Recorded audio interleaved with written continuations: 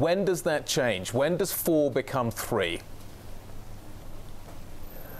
Well, good morning. First, the good news is that we published figures which are positive today, with growth in revenues, growth in EBITDA, growth in operating cash flow. We are number 12 in the world as a telecom player, number 4 in wholesale, number 4 in B2B.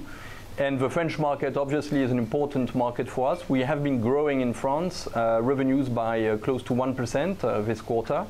It was the 6th quarter in a row that we have been growing in an extremely competitive market, and EBITDA is growing also with prices which are doing well. So in this environment, one question obviously on the table is, do we keep 4 players on the market, or at some point are we going to see some consolidation?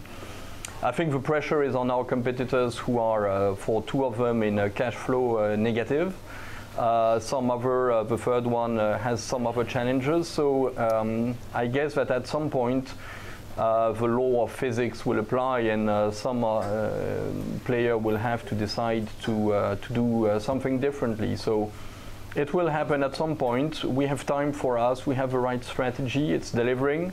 We are growing, and we are benefiting from our investments in fiber, in 4G, innovating a lot also. So our position is extremely solid.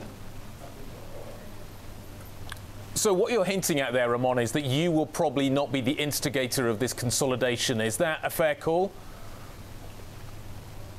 It is. I don't think we can be in the driving seat, because we are too strong, I would say. But we can participate in kind of facilitating moves from some other players if it is, helpful for some of them. So we are not going to initiate anything, but we can be part of a scheme if necessary.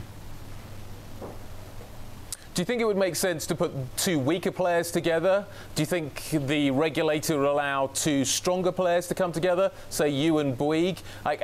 Do you think that the strength of the individual players matters here, or do you think it's just the end number we ultimately end up with, i.e. 3 rather than 4? I think that regulators, competition authorities have no religion about the number of players, which is very important. I think what is essential to regulators is to make sure that competition remains sufficiently strong. And so whatever the scenario, this will need to be secured, and I have no doubt that it can be done. So whoever goes with whoever, I don't think there is a serious issue there. In fact, the important thing, I think, is that in Europe we need to see some consolidation, not only in France. I mean, we have too many players in Europe. There is too much fragmentation.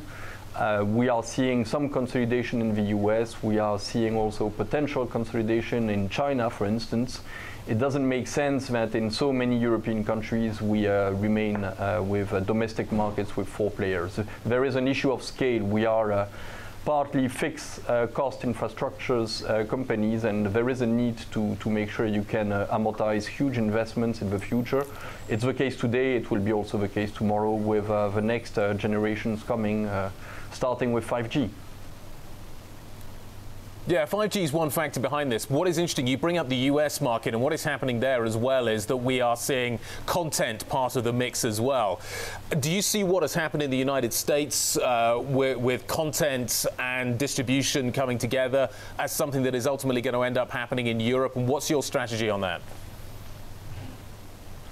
I don't think it's necessarily replicable. One player in France has tried to go in this direction. It has not been so successful. I'm not going to name anybody.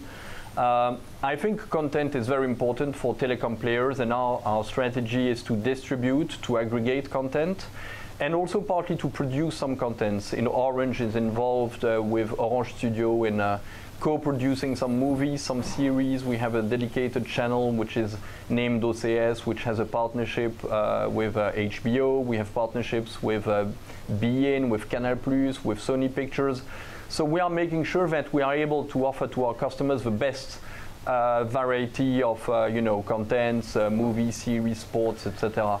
I don't think it puts us necessarily in the position of vertical integration. Okay. Just one final quick question, Ramon. Vivendi's got a stake in Telecom Italia. That doesn't seem to be working out, judging by what's happening with TI's share price.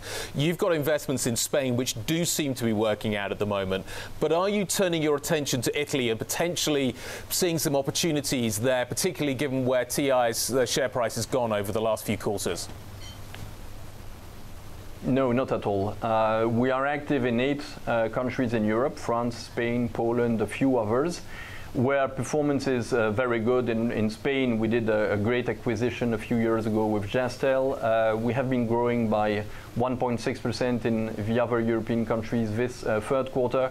Italy is not a country that we are looking at. You have already a number of French people involved there. One of our competitors, Iliad, is there. There is Vivendi. So Italy is a great country to watch from a distance.